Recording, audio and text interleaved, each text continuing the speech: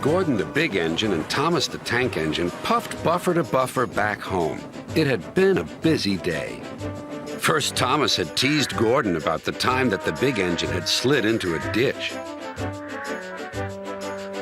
Then Thomas fell down a mine and Gordon came to his rescue.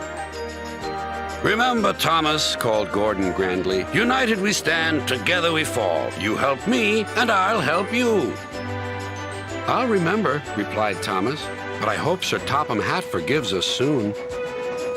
Suddenly they noticed something. As the two engines whistled into the sheds, everywhere they looked they saw paint pots and painters. "Bust my buffers," said Thomas. "What's happening?" "Shh," whispered Percy. "Sir Topham Hatt's going to tell us now. Ladies and gentlemen and engines, I am honored to inform you that Her Majesty the Queen herself is coming here to visit us. Now, on with the preparations." The engines wondered who would pull the royal train. "I'm too old to pull important trains," said Edward. "I'm in disgrace," sighed Gordon. "He'll choose me, of course," boasted James. "You," snorted Henry, "you can't climb hills." "He will ask me to pull the train, and I'll have a new coat of paint." Then the rain came.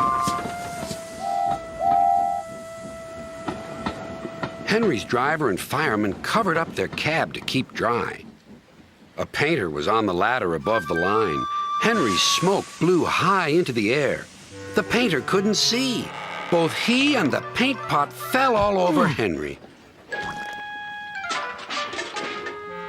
Poor Henry. "Well, you're not a pretty picture," sneered the painter. Sir Topham Hatt spoke next.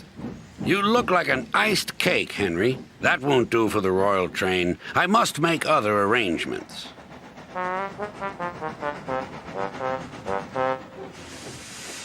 Gordon and Thomas were waiting for him. Please, sir. "One at a time," replied Sir Topham Hatt. "Yes, Gordon? May Thomas have his branch line again?" "I think you are both sorry and deserve a treat. Edward will go in front to clear the line. Thomas will look after the coaches, and Gordon will pull the train." The great day came. All the engines worked hard, bringing people to the town. Thomas sorted out their coaches in the yard.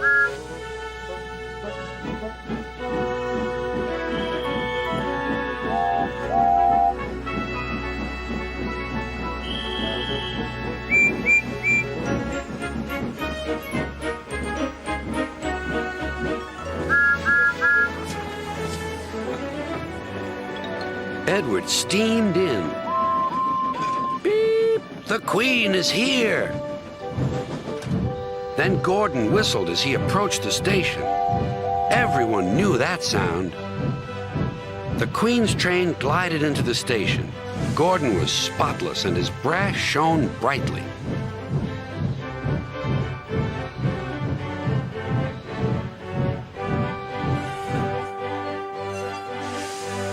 Sir Topham Hatt stood to attention. "Welcome, ma'am." The Queen thanked him for a splendid run and asked to see all the engines. "Beep, beep," whistled Toby and Percy. "Shh," hissed Henry and James. But Toby and Percy didn't care. "3 cheers for the Queen!" "Beep, beep," whistled the engines. When it was time to leave, the Queen spoke specially to Thomas, who fetched her coaches.